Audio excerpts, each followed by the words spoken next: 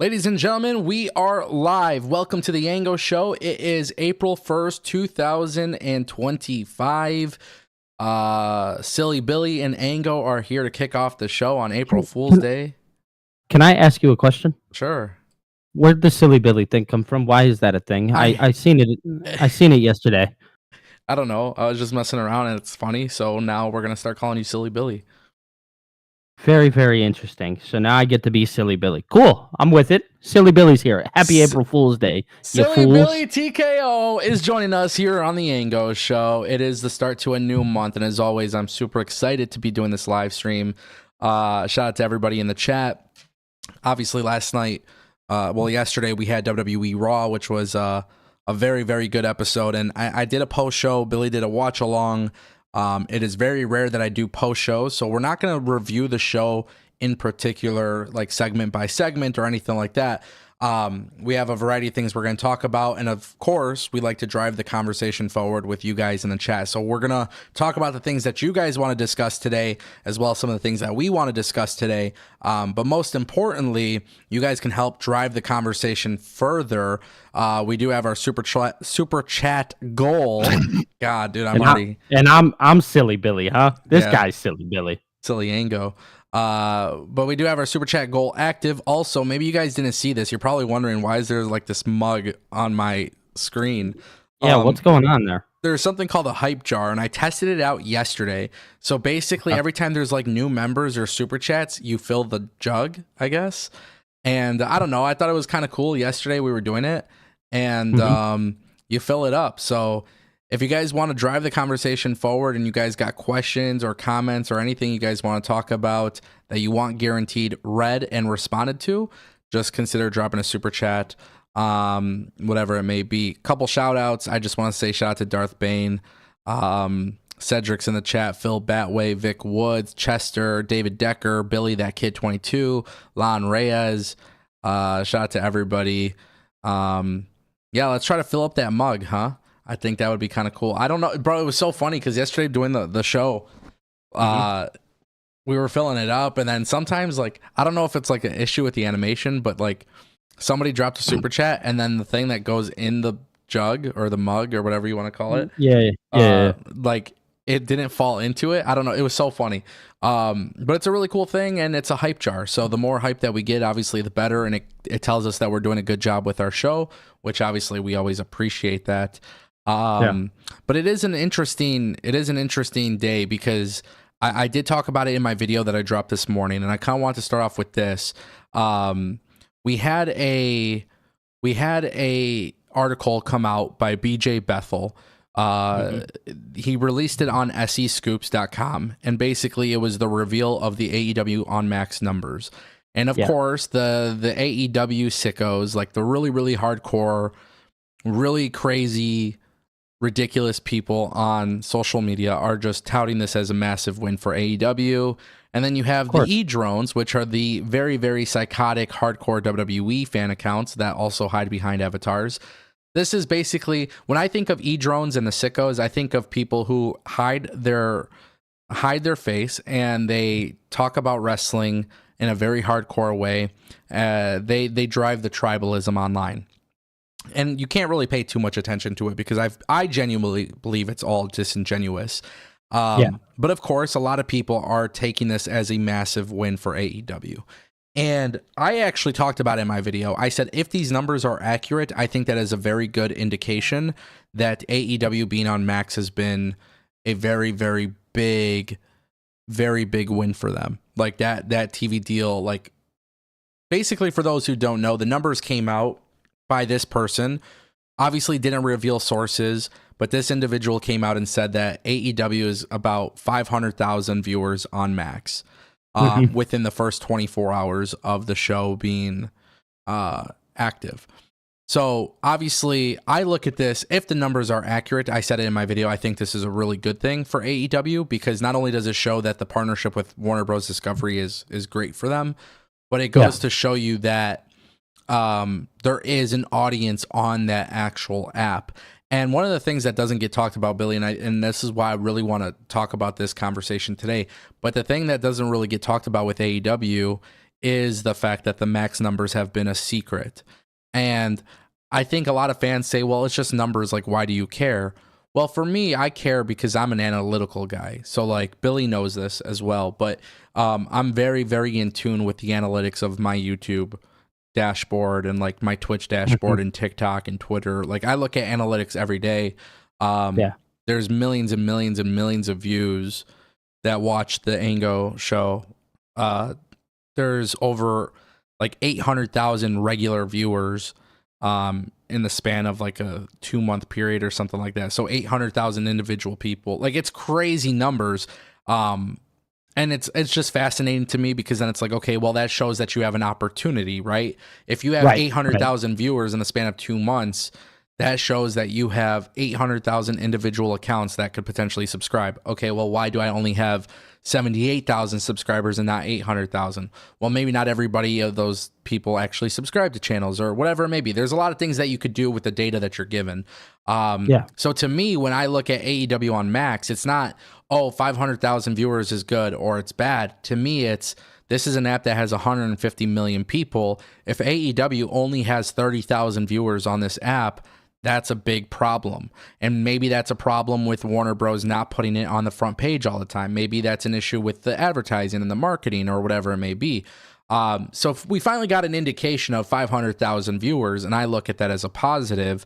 I think there's a lot of people who don't want it to be true. I don't understand why that would necessarily be the case, because even with WWE on Netflix or AEW on Max, at the end of the day, it's an opportunity for people who may not watch wrestling to be like, what is this? Oh, that's Chris Jericho. I recognize Chris Jericho. Oh my God, wait, Chris Jericho's wrestling? Wait, this isn't WWE? Okay, I should click on this, right? There is an opportunity for those people who don't watch wrestling anymore to get on the app and watch it.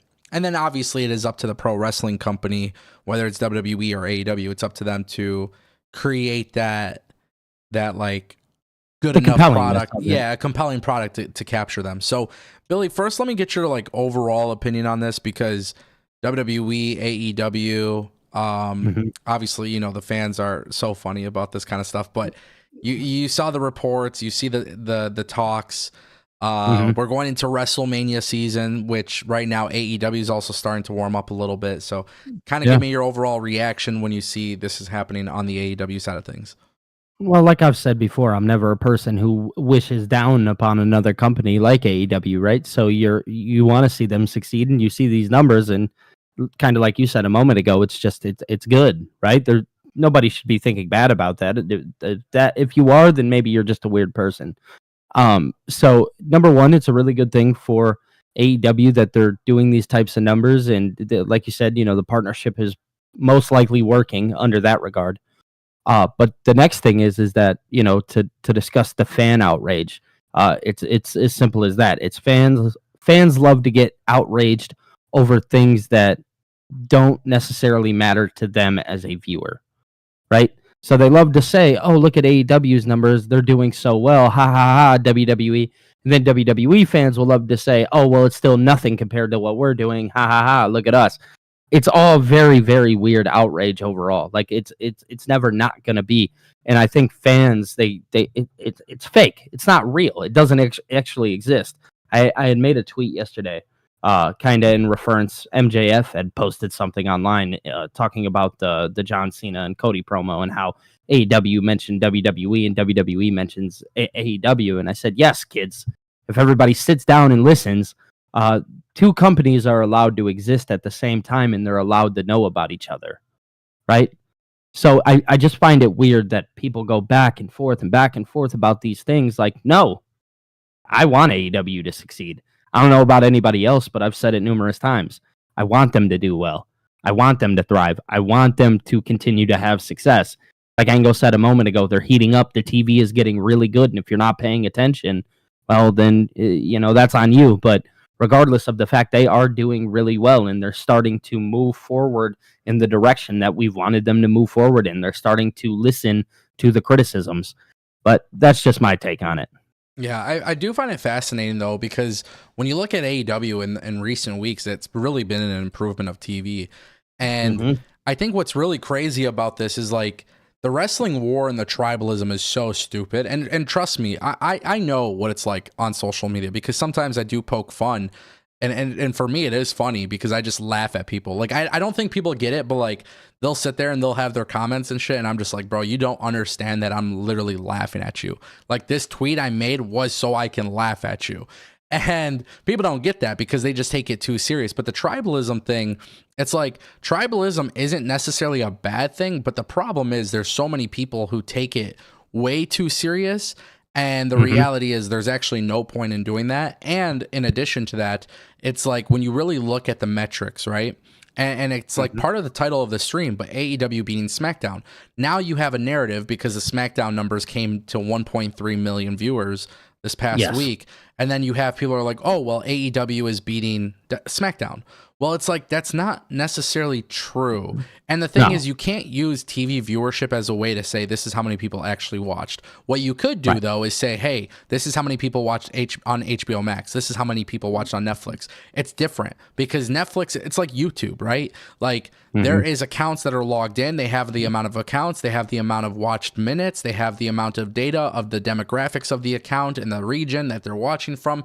There's so much detail. With these Nielsen boxes, they are not, I'm telling you right now, they are not in 150 million homes like Netflix is, or I mean, Netflix is in way more, but like Max or whatever. So to me, I do laugh at it because it's like, man, if AEW was really, really beating SmackDown, do you think Tony Khan would be quiet on social media? No. We know Tony Khan as a promoter. We know AEW as a company. They would be touting their victories like crazy. And that's why I do think like the 500K on Max is a good thing, but I don't think that's 500,000 new viewers. I think I'm a perfect example of this. I don't watch AEW on cable. I do watch AEW on Max. And I've actually advocated, by the way, I've said this. I said, if you guys have the opportunity to watch wrestling on a streaming app than traditional cable, you will see that it's higher quality. So I don't think 500K viewers is 500K new viewers. I think there's a large percentage of people who stopped watching on cable and watched it on Max, which, by the way, how do you not watch it on Max? There's the thing about streaming services, and I know this because, as many people may be aware, there was talks before AEW even landed a TV deal. I was talking about them being on Warner, and I was given that insight based on my real life job at the time, which I'm not going to get into specifics, but I've told this story somewhat a little bit before. I was given intel about AEW coming to Warner Bros. Discovery. At the time, we didn't know that AEW was the name. We didn't know what it was called. We just knew that a new wrestling property owned by a billionaire who owns the Jacksonville Jaguars was getting a TV deal with Max. And I remember talking about it on YouTube and having these conversations. So I'm very well aware of the streaming ecosystem. I worked in that space for years. And so to me, I look at 500K on Max as like, this is a lot better than what people are thinking. But also at the same time, too, it goes to show you that AEW could even be better. AEW is doing good. AEW could do even better creatively, and it's going to take some time for them. They got to show that they're consistent. But if AEW does that, who's to say that AEW on Max doesn't get more than 1 million, you know? Right. And that comes within time and comes in within years. But the thing is, you have to question the validity of the report. I don't know BJ Bethel. I don't know him. I don't know if this guy is accurate. I don't know if this guy... the guy who reported it. Yeah, I don't know anything about him. I know that a lot of people who are in the business have also said, hey, this is not accurate. However, I'm going to give AEW their praise if it's true, because this is the first time that somebody's really putting their name to the actual numbers. And that takes balls, by the way. A reporter coming out, you know, why would they risk their entire reputation? That would be kind of foolish. So I'm not sitting here saying yes or no, or it's bad or whatever. I think 500K is a very solid number. Now, regarding TV viewership, as I've said 1 million times, we know that these TV viewerships do not actually indicate how many people are watching the show. So with Netflix, it's different. With Max, it's different. With USA Network and the CW, it's different. And Billy, this is why I've always had that conversation with you where I said, I think it's a really cool thing that you can see, like if the numbers are up or down, it just goes to indicate, hey, people are interested, people aren't as interested, but it's not an accurate number.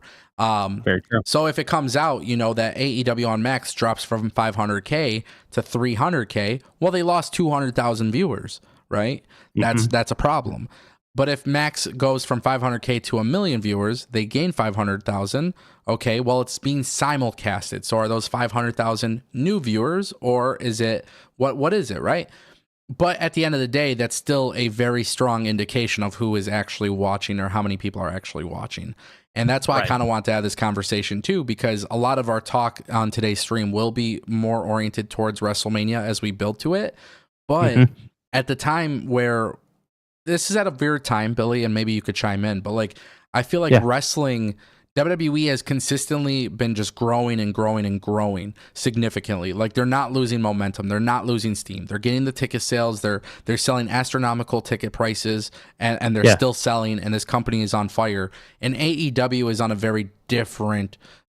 They're on a different trajectory. They're up and down with their business metrics. The attendance is down. TV viewership, you know, on actual TV is down significantly. It's not the same company that they once were when they were actually killing NXT. Like they killed NXT at one point. And dismantled it, literally. Yeah, like that's like physical. Like there's actual proof that like NXT suffered because of AEW. And so maybe you could chime in on here, but when we look at WWE's constantly having this growth, right? Whether the fans online say like, oh, there's creative fatigue or it's good or it's bad, WWE has figured out a way to really, really capture this momentum. AEW is getting creatively better. Let's ignore the numbers for a second. AEW is still, you know, doing lower attendance and stuff like that. They're still doing they're still not doing anything to. At the end of the day, they're still not doing anything to actually capture a quote unquote new audience. So, what do you think it will take for AEW at this stage of the game? Because WWE is doing it, whether people want to admit it or not. They are doing it. They are pricing out the hardcore fans, by the way, with WrestleMania tickets. For sure. They're pricing them out, and basically people are still buying the tickets. What is it going to take for AEW to really evolve and get to that level? So I think there's a level of trust that needs to be regained to the regular fan, right? To the people that knew about AEW prior to and maybe left, right? Because we now, I know people don't want to believe this, but we do have quote unquote lapsed AEW fans. There are people who walked away from AEW and chose to turn it off. Now, it might have not been a huge number or anything like that, but there was a solid number that walked away from AEW because they felt like there's a lack of trust there. So, in my eyes, what AEW needs to do, they have to start with that. They have to regain that audience that maybe left a long time ago and get them back on track, right? So I think that's step number one. Step number two is you have to, again, continue to tell compelling stories to make those people that you've gained back and the people that are currently watching go tell more people. Then is when you start kind of bloating the numbers a little bit. Hey, look at us, da-da-da. Because, again, WWE does it. So we're not mad at companies for bloating those numbers. We know that they just do them, right? But there has to be a level of trust for me to sit there and be like, oh, yeah, like that's really cool. That's really good. You know what I'm saying?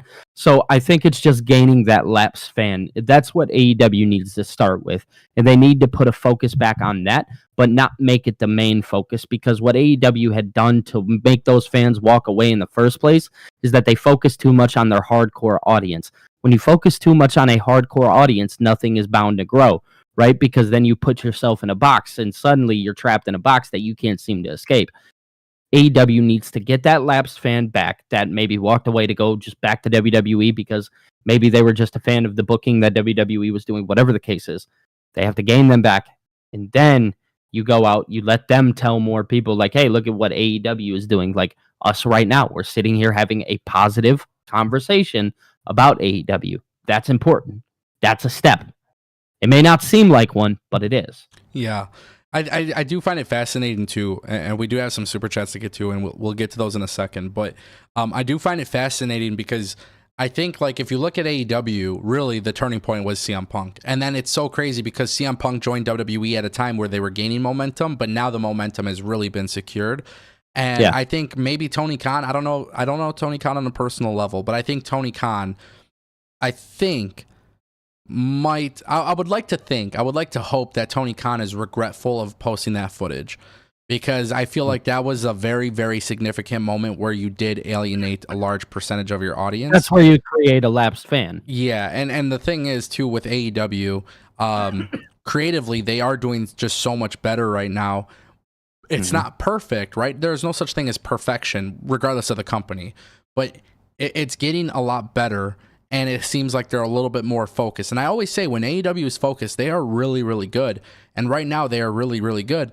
But I think you got to be consistently good. You got to really show the world, even if your storylines aren't going to always hit, you got to show your fans that you're constantly focused on this. And I think when you got rid of Punk, it was like you're kind of trying to cater to a very, very small percentage of people who genuinely don't. Yeah, you shot yourself in the foot. Yeah, 100%. And I told you, I was like, I think it's going to be very difficult for AEW to rebound. I don't think AEW has officially rebounded from that, regardless of what the numbers show. Not. Listen, the reason why I say this, it's not based on HBO Max. It's not based on TV ratings. It's actually just based on attendance. Like the fact that they went from Little Caesars Arena to now they're doing Masonic Temple tells you everything you need to know. Like it just really does show you that they are on a different trajectory than WWE. So what I would like to see is for AEW to try and fix that. And I think for AEW, it's not even about the in-ring style. It's not even about the storylines. It's a fundamental issue of who you are trying to actually capture as a fan. And I've said this before, there's nothing wrong with trying to go after your hardcore fans. That's completely fine. However, when you do that, you have to keep in mind that your decisions may alienate other people. And with AEW, it is very clear the CM Punk thing alienated other people. And there was no benefit to it. What happened with Jack Perry? Why isn't Jack Perry on TV right now?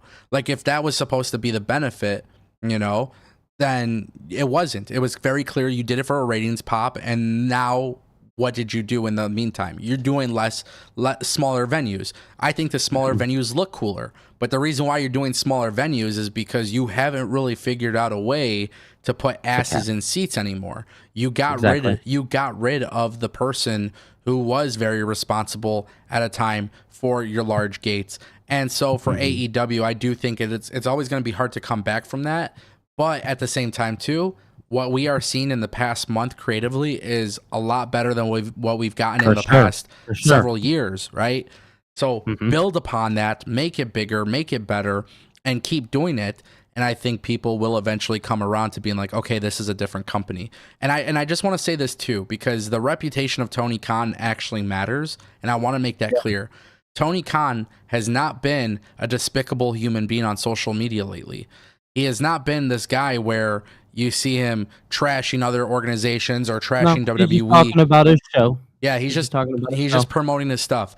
But I think that there is a realization that Tony Khan may have had where it's like, hey, I can't be this guy anymore. And the reason why you can't be this guy anymore is because that does alienate people. Like if Triple H, truth be told, if Triple H were on Twitter just bashing everything AEW does, if Triple H put out a tweet where he's like, oh, we beat AEW Dynamite ratings despite the fact that they have Hall of Famer Sting and Hall of Famer Chris Jericho, like imagine if people saw that. They would look at Triple H and be like, what are you doing? They would laugh. People would laugh. But when Tony Khan did it with Undertaker and John Cena appearing on NXT, people were like, bro, like this ain't it. Like, so I'm actually glad that was one thing Tony Khan, I'm glad he kind of got away from, because now his social media thing, to me, it seems like he's just focused, which is good, and I want that to continue. But don't get away from that, man. Like, don't get away from the fact that, like, you actually have something good right now.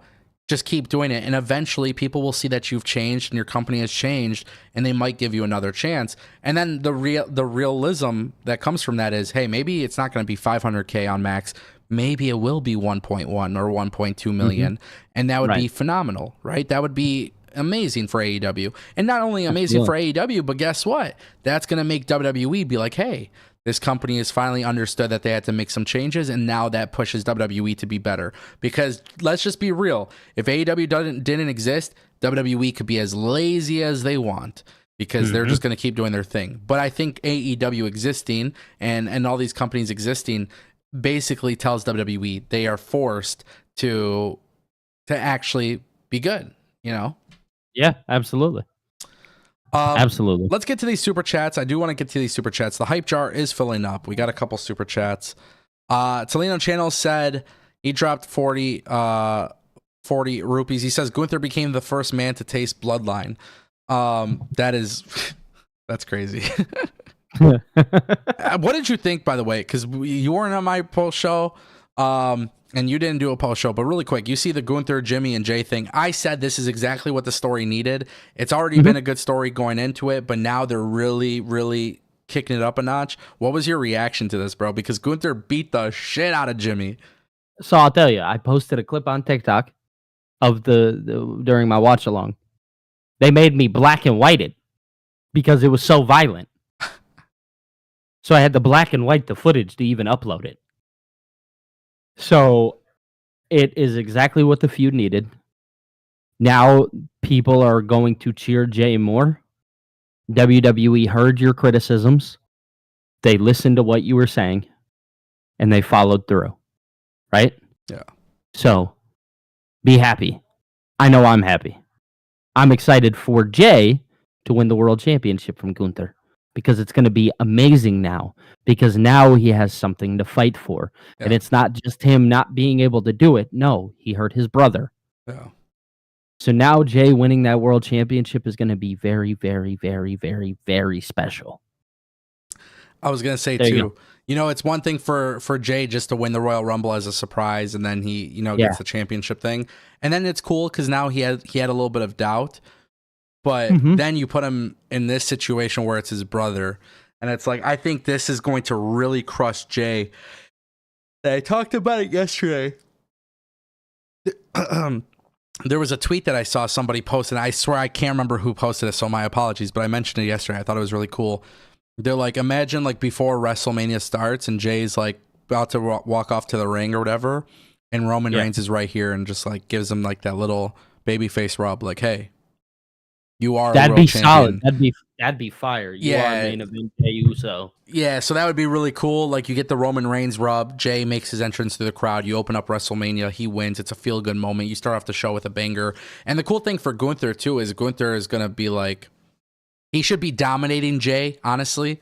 And we'll talk about that more in the WrestleMania prediction show. But he should dominate Jay, and then Jay pulls it off. And he, Rocky Balboa style, baby. Yeah, why not? Everybody loves a good babyface comeback. So the man really who wasn't supposed to. Yeah. Come on. Tolino Channel dropping another super chat, 100 rupees. He says, Jay says you touched my brother. It's payback. The feud now has a purpose more than Royal Rumble. Yeah, that's exactly echoing exactly what me and Billy were just saying. One thing I will say though, Billy, let me ask you this, because a lot of people criticize that Jay isn't that great as a singles guy, as a singles performer. And I just want to know, like, you've heard my theory on Sami Zayn turning and going after Jay and stuff like that. So we've heard those theories that I've presented to you. But if Jay goes out there and Jay goes out there and he delivers this massive match, what's next, bro? Like what happens immediately after? Because you can't go straight to my theory with Sami. You can't do that just yet. So no, I think you could continue on a little bit with the Gunther thing, right? Because I feel like Gunther, you can't just have him walk away from the world championship right after. Yeah, I think Gunther is still going to have a very important role on TV, and whatever that is, I guess we'll see. But I do think you can continue that Gunther storyline a little bit. I think to also add a little more seed of doubt, you could probably get somebody like Karrion Kross involved, right, and offer that doubt to Jay. Like, oh, you still can't beat him. You got lucky, right? Yeah. And that's how I think you could continue that storyline a little bit. And then eventually we get to Sami Zayn and stuff like that. And I think, that'll eventually be really, really good when it happens. But yeah, no, I think the immediate aftermath is you can continue on the things with Gunther and maybe add in somebody else, not sure off the top of my head, that I could think of right at this very moment. Yeah, I want to say that. I want to say that'd be the immediate aftermath. Yeah. I just don't know what I want Gunther to do after. Yeah, I think that's kind of like the hard problem, because what are you going to do? You can't just send him back down the card. No. And it also depends when they do another. It depends when they do the draft too, because maybe you could switch it up and move him to SmackDown. This is true. But all I know is Gunther needs to have a good story coming out of WrestleMania, and maybe you do something where you start to split the tease between him and Ludwig completely. Yeah. And maybe Ludwig to start that feud. Okay, hear me out. Now I just had a thought. A little bubble popped up. Okay. Imagine Jay wins, right? If you want an immediate aftermath, you have Gunther off of TV for a week or two, but you have Ludwig get involved with Jay, right? And you have Ludwig try and chase down the world championship, right? You let him pick up some wins, whatever. You have him chase down the world championship. That ultimately leads to the jealousy of Gunther, and Gunther getting really, really angry at Ludwig. And then you have those two split up, and then you eventually lead into the Sami Zayn split. That's just my thought. It's interesting. I think in the draft, by the way, they should move the World Heavyweight Championship to SmackDown and the WWE Championship to Raw.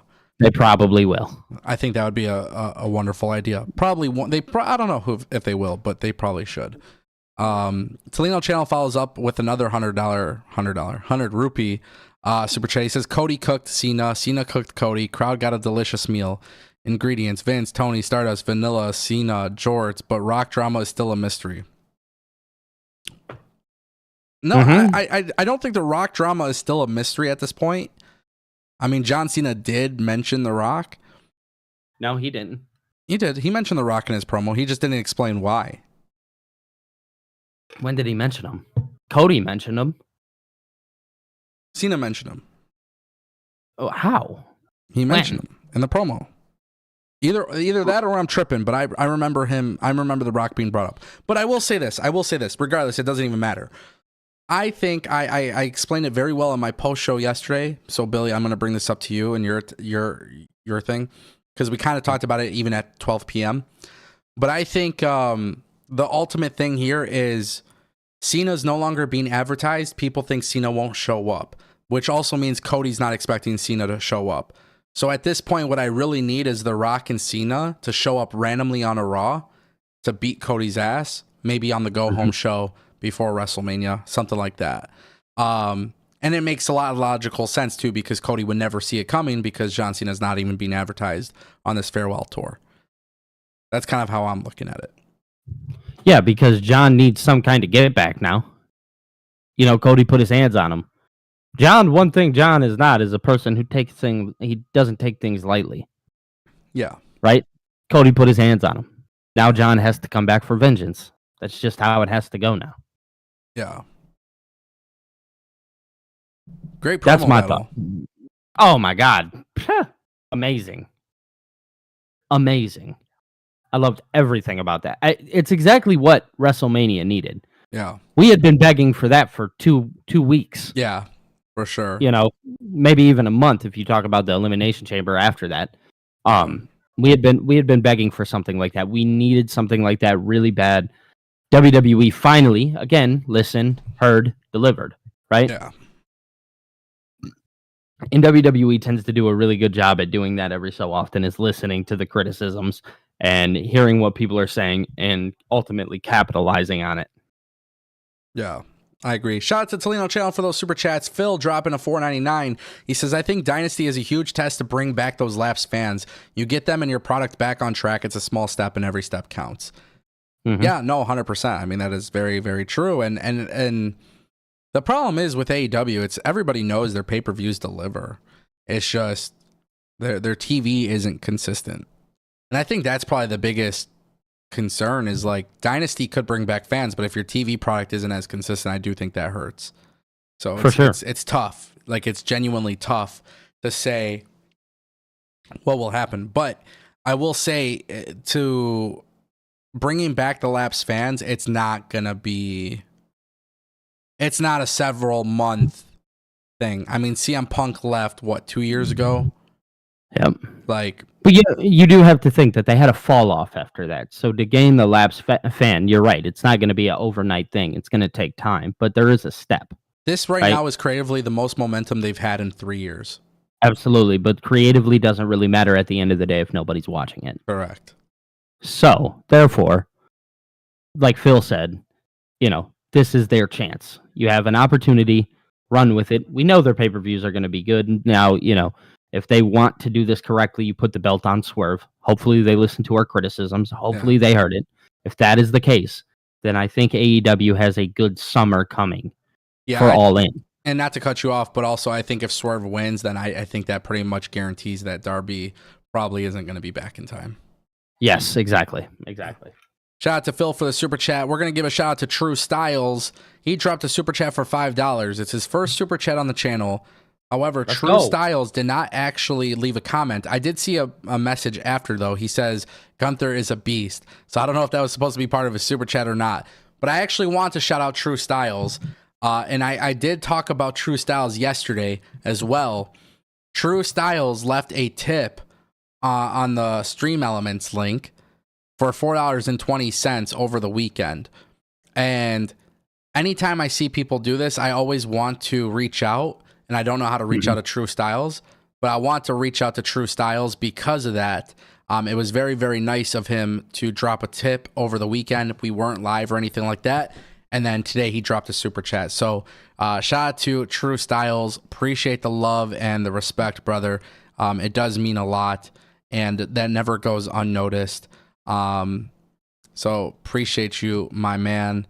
Tolino Channel coming through with another 100 rupees. He says, Jay wins title. Roman congratulated him, but realized Jay is the one having gold, not him. The guy with gold is OTC. Roman has involvement in Sammy winning.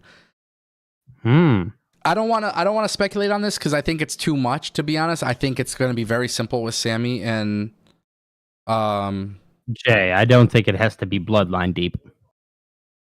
Yeah, I don't think so. I just think I think Roman just needs to kind of give him a little bit of he just needs to give him a little bit of love and just let him know that he can win. That's it. Right. Just show your support, bro. Just show your support to your brother, your cousin, your fam, your blood. That's all you got to do.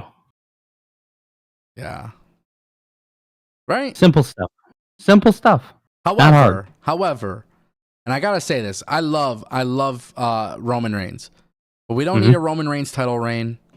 No, I don't need him to be the world champion. Yeah, but I don't need Roman to go after the belt, and I don't really want to see Roman involved in the title picture, even helping Sammy winning. Yeah, I'm good. I want Sammy to do it on his own. Sammy being a heel. It is, I will say, it is an interesting take, but I don't want to see it. Yeah. Shout out to Tolino Channel for the super chat. Appreciate you, bro. I don't think I'm missing any more, so hopefully I'm not. But if you guys get in those super chats, we will respond to them. The hype jar has some gems in there. I don't know if we'll be able to get it all the way full. I don't know how it works, which is kind of funny. Bro, this hype jar is hilarious. Kind of fun. It's about as silly as me. Silly Billy. Ladies and gentlemen, Silly Billy is in the chat. Come on. I wanted to pull this up too because I just thought this was really interesting. Have you been seeing this beef between Swerve Strickland and Booker T? No, but I think he said something on Vlad TV. Swerve did. Yeah. About Booker T. Am I correct for saying that? Yeah. Okay. Yeah. No. Other than that, I haven't seen it. It's just very interesting stuff to pay attention to, and people in the chat have mentioned it. Swerve has a little bit of beef with Top Dollar and Tahuti Miles, aka Ashanti the Adonis, and then Swerve's interview with Vlad, which, by the way, I mean, me and you know this because we're like hip hop guys. Like we grew up on the Vlad TV shit too, all those interviews that they did. But Vlad TV's interview with Swerve just resulted in this, like, it catapulted into this huge discourse. Bro, it's so strange. I love Vlad, but his platform, bro, the beef that comes out of that thing is ridiculous. It's so toxic, and I think that's one of the things that Booker T is saying. Like, he turned it down because it exploited stuff, and Yeah, bro. I don't want to talk about the nitty gritty of it. I don't want to talk about all the details of it, but it is a shame just to kind of see what Swerve is saying about Top Dollar and what Booker is saying and all these guys talking, because Swerve is an awesome talent on his own accord. I think Top Dollar has shown the world that he is a really, really, really good talent leaving just WWE. Watch some Impact, baby. Watch some Impact. Yeah, like, I don't know. Those were like really cool things. I feel like in my mind. Obviously, Booker T's a legend, you know. So it's just kind of crazy to see like everybody's just like talking back and forth, and it's just leading to a lot of discourse and a lot of stuff that really. Again, this is where tribalism gets created. This is where the back and forth get created. You know, this is where the toxicity is created, and that's what's crappy. Is people at the end of the day, they as much as people don't want to believe it, or they say they don't, whatever, et cetera, they love the toxicity. They love viewing it. At the end of the day, bro, that shit is trash. It's garbage. No, let these people do their thing. And if they have grudges between each other, let them settle them behind closed doors. I don't know. That's just my personal take. Well, you just don't want to see people beefing in general, especially especially when you look at Swerve being like he made it from where WWE, it just didn't work out. Like shit happens, bro. Is a top guy where he is at. Yeah, and like Top Dollar has figured out a way, which obviously Top Dollar, which I will say this, like my interactions with him have always been positive. I think he carries himself like a true pro. Like he's passionate about the wrestling stuff. He obviously has the football background. He does the media stuff. He goes around, puts in the work, you know, and this guy kind of gets shitted on because he's not some 5-star Will Ospreay type of wrestler. He's not an indie darling. But it's so crazy because he's killing it on the indies. He's killing it in in TNA. He's killing it in Wrestling Revolver. He had a match with Brandon Does Everything, and that was just awesome to watch. Like, this guy is awesome. Oh, by the way, he does music, and he's awesome at that. And it's just like, man, these guys are really, really, like, I don't know. Like, I just don't like to see this kind of beef, bro. Like, I think with wrestlers and going back and forth and talking and, like, you know, it's all this stuff. It's just, like, nobody's gonna know the truth because it's always three sides to the story. There's this person's, there's that person's, and then there's the middle, which is somewhat of the truth. But I see the Swerve Strickland stuff, and it's like, man, you're a world champion kind of guy. You very well could be winning the belt at Dynasty. Why are you even talking bad? Like, bro, I don't understand this thing, and I'm gonna be honest. Like, in the workplace environment, I don't know why you would be talking shit about your former employer. I don't know why you would be talking shit about Triple H or Booker T or Top Dollar or whatever, because you never know, bro. Like, one day AEW could fold or WWE can fold. You need a job, and people would be like, yeah, man, like, you're too controversial for us. Like, I don't know. It's just kind of weird, I swear. I feel like it's really, I don't know. It's silly. People in the chat are saying, silly Billy swerves when he drives. Oh my God, that's funny. We got a membership renewal from True Styles. He says, thanks, bro, for the shout out. Means a lot, really. And I was just saying Gunther made a statement on handling the Bloodline members. Bro, he made a statement. He was vicious. There was blood. And oh my God, this is the worst discourse I've seen. It's okay for Jimmy to bleed, but it's not okay for Jon Moxley to have the thing in his freaking back. You know? Come on. Bro, blood in wrestling is okay when you don't do it all the time. And I'm not talking about the Jon Moxley spot, because personally, you guys know I don't care for that shit. But if you're going to make a feud even bigger, use blood. But do it the right way. And sometimes AEW does it great, and sometimes WWE does it great, and sometimes both companies kind of suck with it. But the Jimmy Uso thing was great, because what brother is going to sit there and watch his other brother? Like, what guy is going to sit there and watch his brother get his ass kicked and like, not try to do anything about it? This is what you're seeing. Right. You're seeing Jay have a human emotional attachment to, now this is bigger than a championship, bro. You're coming after my brother. That's a storyline. It doesn't have to be some crazy, oh my God, a million details, bro. Just simple. It's simple. Straight to the point. Straight to the point. It's simple. It's good. It makes it worth like the investment. And you know, it's so crazy. It's so crazy to me just to see that unfold. Honestly, it's been really, really good to watch that. And shout out to WWE for realizing that feud needed it, because, you know, big topic of today's live stream is, did WWE Raw save WrestleMania? And I don't know what to expect moving forward with John Cena, but I will say This match needed saving. Not from me. I've been on board with it from day one. But now you got everybody emotionally attached to like, okay, now it really feels like we're warming up and getting closer to WrestleMania. That's what Raw did last night. And a big part of that was because of the Jimmy, Jay, and Gunther. And I don't know who it was. Honestly, it may have been JD from New York. JD, I think I saw this. Respect to JD, not trying to be a dickhead, but I saw JD was like, he put out a tweet like he wanted a little bit more, and then the show went to commercial break, and then it came back, and that's when everything hit. Bro, look. We were on the live stream, right? We were on my live stream, right? Yeah. We're all talking in the chat. Everybody's having a good time. Everybody's bullshitting, whatever. We're sitting there, and as it went to commercial, I was like, man, like they kind of did something, but like it didn't. Like they had Jimmy come out there and fight. Bro, we were talking about it. Yeah. The moment that it came back from commercial, and you seen that they were still there, and Gunther immediately attacked him, I was like, oh, like you could hear it in my clip. I say, oh, we're eating our words as we're saying them. And all I wanted to say was, this is because WWE doesn't do shit like this. It's like it goes commercial break and then it comes back, commentary setting up for the next segment, right? Or whatever it is. So I love that they did that. I loved it because I actually felt the same sentiment that you felt, and I felt the same way as JD because I was like, man, like that's it. Like they could have done more. Comes back from commercial, I'm like, holy shit, this is crazy. Yeah, bro. It was immediately after too. I was talking to somebody in the chat and I was like, yo, like we are instantly eating our words. We were saying it live and in person, and immediately it just comes back and they give you everything that you want. And the reason why you're saying those things is because, like you said, you're not used to WWE even doing things like that. Yeah. So that's the way WWE and AEW should operate, though, is like you kind of have a way of doing things for so long that it kind of becomes like predictable in the sense of like, okay, that's it. It's over.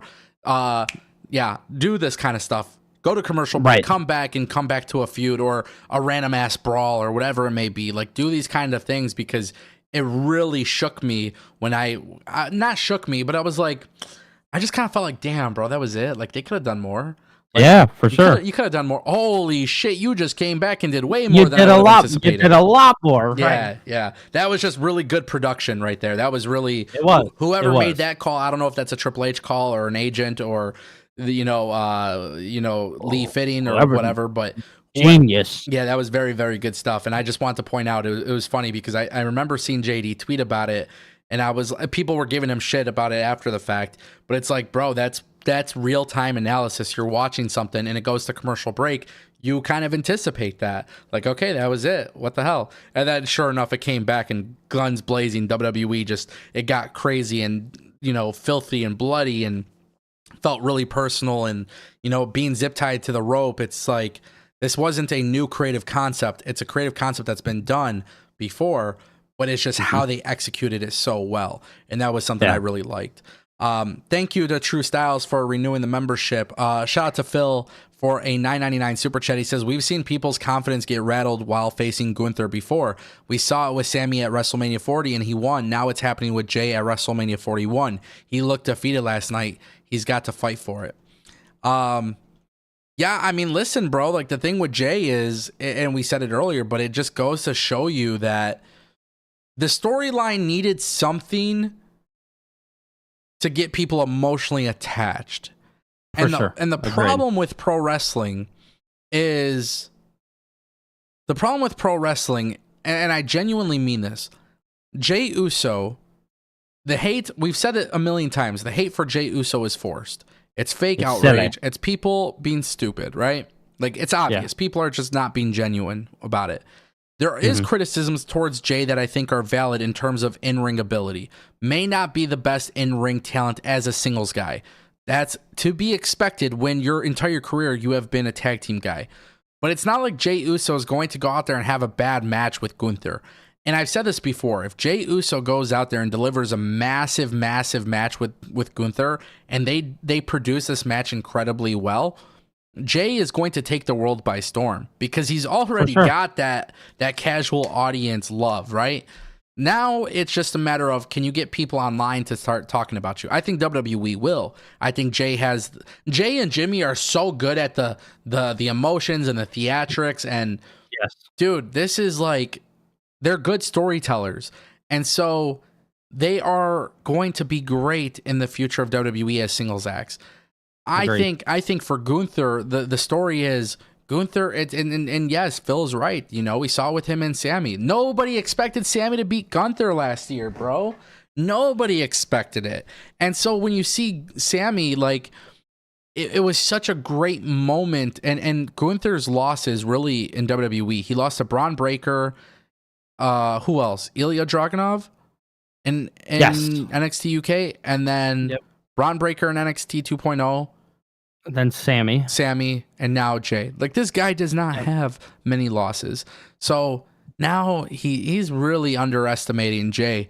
And I think if you deliver that in a storyline, it's going to be so good, bro. It's going to be so good. And I think it just goes to show you, like, people don't even realize the cinema that we're going to get. If my theory that I dropped months ago about Sami Zayn, for months and months, I've been talking about it, Billy, but if that comes to fruition, there's so many underlining factors. Oh my God. And it's all because of the bloodline. It's all because of the bloodline story trickled into a whole bunch of other stuff. And that's great. I love that you see things from other storylines having an impact on the current storylines. I love the fact that we're not ignoring things that have happened in the past. That's the one thing that I love so much about Triple H's WWE, is we are not insulting people's intelligence. If it happened before, if there was a connection before, you go into it with this mentality that you're going to keep, like, pushing it, you know? And I just really got to give props here, because the Jey Uso story arc is like, yeah, he won the Royal Rumble. He defeated John Cena. Oh my God, John Cena goes to Elimination Chamber and sells his soul. It makes a lot of sense for John Cena to sell his soul. He just lost to Jey Uso, right? It does. There is so much good that comes from this kind of stuff. And then people's focus is, well, Jey isn't Will Ospreay. Yeah, but let's have that uncomfortable conversation. Jey Uso is selling more tickets than Will Ospreay, and I love both guys. I love both guys, and I don't like the tribalism that's enforced between this kind of stuff. But if you really want to talk about factual information, we could talk about Jey Uso selling more tickets than Kenny Omega, and selling more tickets than Will Ospreay, and selling more tickets than many other people in AEW. So we can't sit there and talk about somebody's in-ring ability as a positive or a negative when it comes down to the business overall. People love watching Jey Uso, and they are going to go crazy when he beats Gunther. And actually, I am 100% confident after watching Raw last night. WWE has done such a great job with this particular story. I think a lot of casuals will be very, very, very, very upset if they see Jey Uso lose, because now they're emotionally attached to it, where it's like, bro, we want him to win. Yep, I'm here to tell you, I would be very upset if Jay lost. That's a great way of storytelling, bro. I'm sorry, but that's like, that's how you do it. That's how you do it. It's very effective. That's compelling. What I want to see is night one open up with with Jay. Like, this is it. This is what I want. Because I don't want Jey Uso to have some grand entrance. I want Jey Uso to enter at WrestleMania through the crowd, right? So what I want is for Jay to pull up at WrestleMania, getting ready to enter through the crowd, and Roman Reigns stops him and says, hey, you can do this. And then he daps him up. Maybe you even get Roman doing a yeet or something like that. I don't know. But you have Jay coming out with Cardi B or Sexy Red or whoever it is. You have him come out with celebrities into the crowd. Yeet, yeet, yeet. Doesn't need to be anything crazier than that. He goes into the ring. He's embracing the crowd, and Gunther should just maul him. Gunther should shake up his confidence, and Michael Cole should be on commentary saying his confidence is rocked. He is not going to be able to do this. I want, like, here's the thing. I don't know how often you watch UFC, Billy. I know you watch a little bit. I do. But there's nothing better than when I hear Michael Bisping or Joe Rogan or Daniel Cormier talk about somebody getting rocked to the point where it's like, this is lopsided. I've seen one dude get rocked, and he did like a somersault, like a backward somersault to stand back up, and I was like, oh my God. So yeah, I know exactly what you're talking about, where they talk about, like, the underdog story is really what it is. That's what we need. That's what we need in this match. And it's going to be commentary's job to do it. And yeah, Gunther should be smoking him, and then Jey Uso should pull off the victory. And that would be amazing. And you brought up Ludwig Kaiser, right? Imagine you turn on Raw the following night and Ludwig Kaiser looks at Gunther and he goes, "You couldn't even beat Jey Uso?" Yeah. Oh my God. You couldn't beat Jey Uso? Despicable. Yeah. And suddenly Gunther's confidence is rocked. But then Ludwig Kaiser finally breaks away from him. Like this entire time, like I've stood behind you because you're the man, but you just lost to Jey. You're no longer the man. Imagine that, bro. Imagine that happening. So now you could even now we have that solution to the Gunther thing afterwards. It's like, okay, he drops the belt. Maybe he does a match with Backlash against Jey. Who knows? Right. But I think the Summerline storyline could be him and Ludwig. Where's ultimately? Are they doing Bash in Berlin again? I don't know. No, because they're doing Clash in Paris, I think. Paris, right? Yes. Overseas, those two? I don't know. I prefer to see that match overseas. Just saying. Yeah, it's a Bash. I mean, next time they do Ilya Dragunov and Gunther, it should be Bash in Berlin. Agreed. Yeah.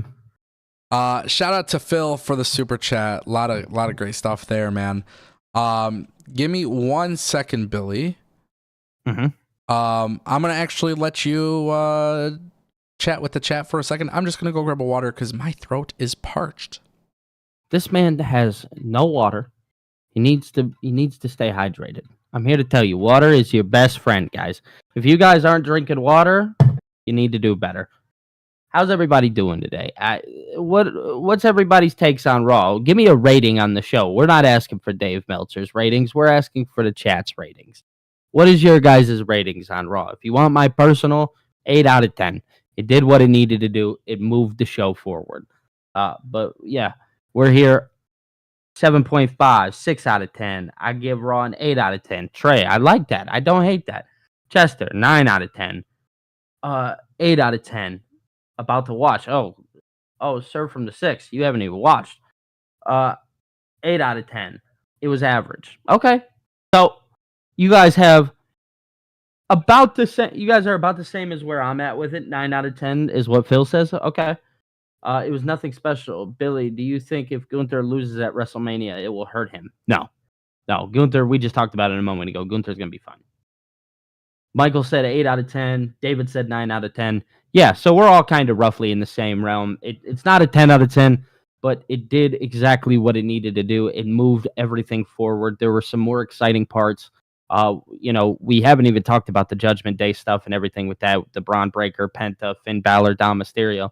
We haven't even discussed that yet, but that's going to be an interesting topic. Let's see. I just think these shows in the afternoon kill it for me. Yeah, I mean, listen, I understand. People are at work and stuff like that. Like, it is hard. But again, I think that goes back to us being, selfish American fans, right? That, we're not willing to sit up for a couple weeks and deal with it on their time. I talked about that a little bit yesterday. Their time, they're up 2, 3, 4 in the morning waiting for us, to start the show. And in reality, we're struggling watching in the middle of the day. You know what I'm saying? Is as much as that, like, it sucks, because a lot of us have our things to do, and then we base our days around how they're going or how they're maneuvering the shows and whatever. That, when we get just a little bit of a minor inconvenience, we tend to be like, oh man, like this is no good. Hey, I'm back. Hey, what's up, man? We were just talking about, I was just talking about how, there's some people in the chat talking about how, like, some of them are disappointed, with the shows being in the mid-afternoon, which I told them, I was like, we talked about it yesterday. But overall, us as American fans, we're selfish. Anytime a minor inconvenience happens, we're like, oh man, I want it back in the States. I was just so bored last night at 8 p.m. I know, bro. Me too. I didn't have the Pistons on. If I had the Pistons, it would have been different, but... yeah, they suspended Isaiah Stewart for 2 games. I just saw that. That's some bullshit. Hey, we got some other breaking news, though. What's that? All right, ladies and gentlemen, I'm going to read this to you guys while we're live. There's some breaking news. A WWE star is being sued. Apparently, maybe facing some legal ramifications. Yeah. So hold on. So basically, what is happening here is there's an article that just came out. It's breaking news. Pat McAfee may face a lawsuit over a viral scandal. And the reason why I'm talking about this live is because this actually happened apparently on ESPN because of the Pat McAfee show and what he does there. But you have to kind of wonder if this will have any sort of issue with him in WWE. So I'm going to read this to you guys. A recent report published by The Athletic has unveiled allegations concerning WWE commentator Pat McAfee's conduct on his ESPN program, potentially leading to legal repercussions. The report details an incident during the February 26, 2025 broadcast of the Pat McAfee Show on ESPN, which featured NFL insider Adam Schefter as a guest. According to the report, McAfee unexpectedly introduced a supposed report circulating on social media alleging that an 18-year-old female freshman at the University of Mississippi had engaged in infidelity with her boyfriend's father. What? Okay, this is crazy. Despite Schefter's attempts to redirect the conversation towards Mississippi quarterback Jackson Dart, Pat McAfee and his associates persisted with crude jokes and commentary regarding the unsubstantiated story. They transitioned to discussing Dart's NFL draft prospects. The young woman in question, identified as Mary Kate Cornett, was not named directly by Pat McAfee. The original source of the story was traced to Yik Yak, an anonymous posting platform popular among college students, then spread virally on X, accompanied by a picture of Cornett taken from her Instagram account. McAfee was not the sole individual who addressed the fabricated story. Two personalities from Barstool Sports, among others, also reportedly commented on the matter. Cornett alleges that the widespread dissemination of this false information resulted in harassment within her college dormitory, forcing her to relocate to emergency housing and attend her classes remotely. The article states that law enforcement officers were dispatched to her mother's residence in Houston, Texas, in what appeared to be a swatting incident, which was corroborated by a police report and security footage. Cornett also claims that she received numerous offensive voicemails after her phone number was published online. In response to the escalating situation, she and her boyfriend were compelled to issue public statements denouncing the false narrative. The family is now pursuing legal action and seeking intervention from authorities to address the harm caused by the dissemination of this defamatory information. I don't know if I have dyslexia, but low-key I might. The story noted that Cornett engaged legal representation and said she intends to take action against McAfee and ESPN, which airs his show, and potentially others involving in spreading the rumor. Cornett also added, I would like people to be held accountable for what they've done. You're ruining my life by talking about it on your show for nothing but attention.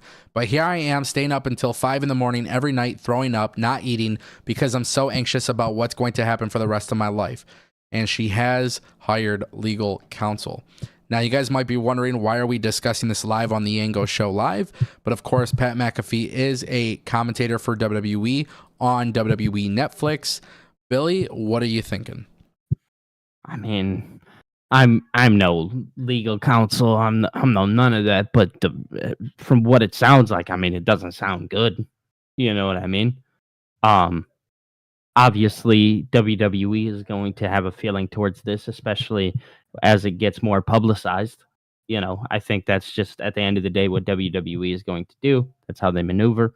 Now, how they go about it, I guess we'll see. But overall, I mean, you know, you hurt for the person that was involved in that, because yes, anybody who is speaking down on anybody on any live, you know, case scenario is never any good.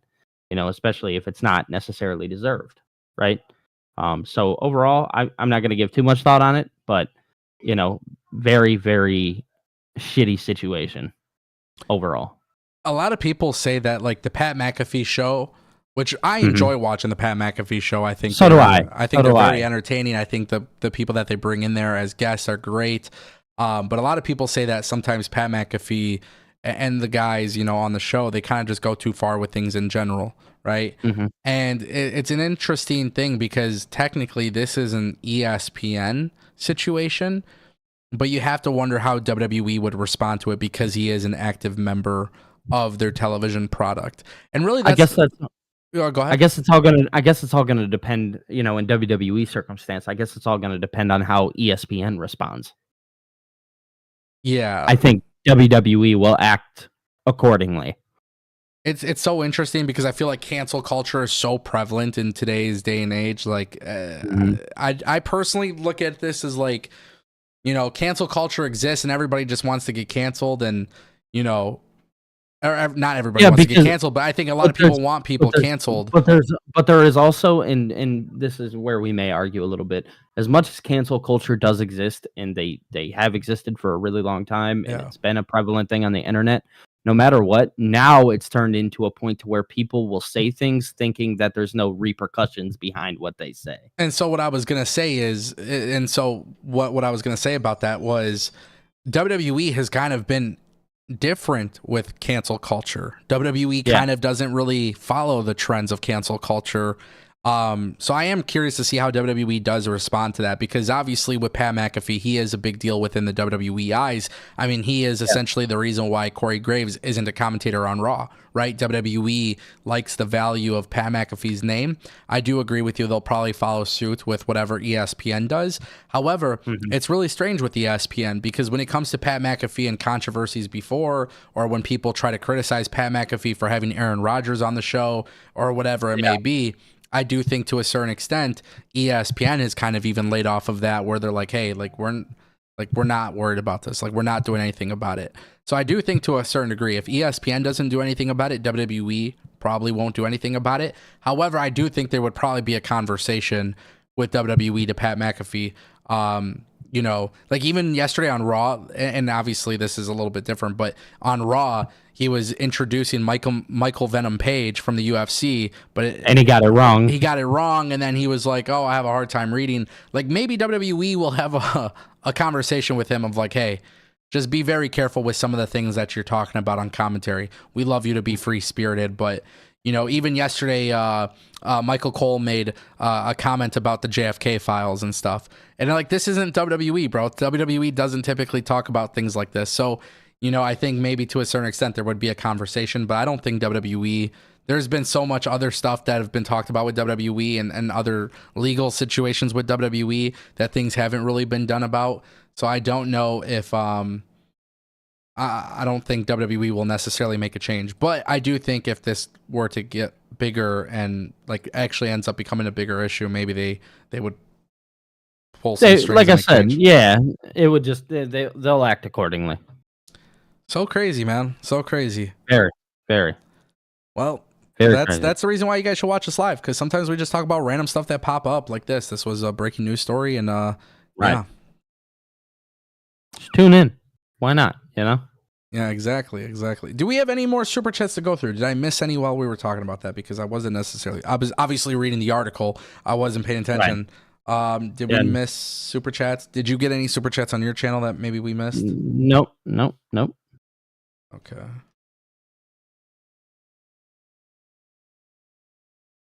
Okay, cool. I was just making sure. It seems like we've gotten a lot better about that. Yeah, we have. We fixed our problems. Come on, guys. Yeah. And we're back 2 days in a row. What you guys gonna say now? Huh? We out here. We're actually not gonna be live tomorrow. We're not? Yeah. Why? April Fools. Oh, silly Billy. Oh, what an asshole.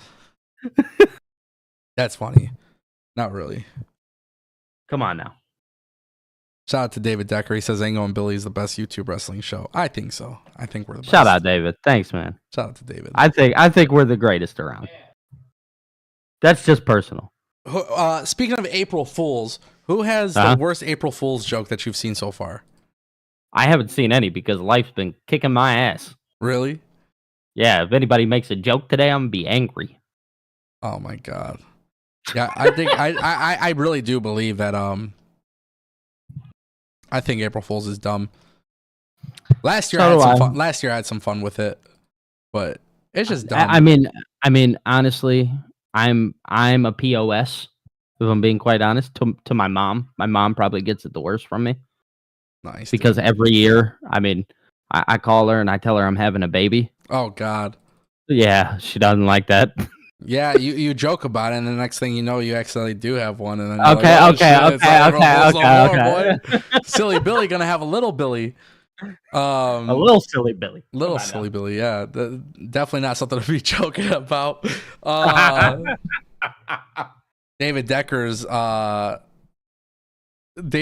says the Detroit Pistons have fired the head coach. April Fools. That's not nice, bro. No, that's not. Leave that alone. He's the GOAT. He's the coach of the year. Sir from the Six says, I fake resigned from my job on this day 10 years ago. LOL. Bro, that's not funny either. You don't want to be doing that shit. I don't remember what my April Fool's joke was last year. I should probably look it up. But I think I did one where I just said I quit YouTube or some shit, and like people really thought it was real. I can't remember. Yeah, you got to just go on Twitter later. I'm gonna do it right now while we're live. Let me see. Yeah, let's see. But I don't care. I think April Fools are so stupid. Look, guys, chat. If he goes on Twitter and you guys see that tweet, you need to not interact with it. You got to play dumb. I don't even see it, bro.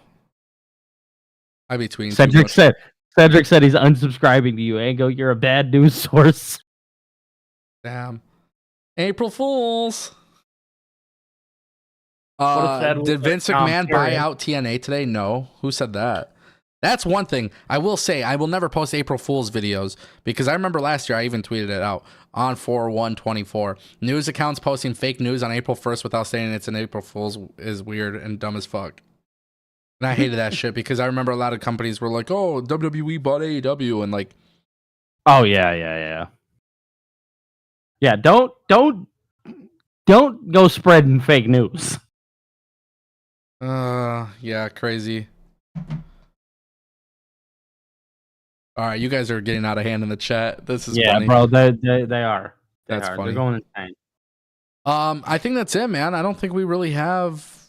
No, I think we covered all our bases today. Yeah. Got NXT tonight. Dynamite tomorrow. I'm doing a watch along, so if you guys want to pull up for NXT, make sure you guys check him out. Yeah, shout out to Billy. He'll be doing the watch along, and you guys should watch him do the watch along, so you guys could watch along with Billy while he does a watch along of WWE NXT. David told me to get a haircut. David, you're insane. When Billy hits 1 million subscribers. That's fair. At 1 million subscribers, I'll cut my hair. That's crazy. Yeah, I will. 1 million subscribers. Well, you guys better hurry up and get on it. Yeah, subscribe to Billy. Join him on his watch along tonight. Shout out to everybody who came through and dropped some love and showed some love and filled up our hype jar. And yeah, fun conversation. Billy, always. TKO, Ango, we are out. Peace.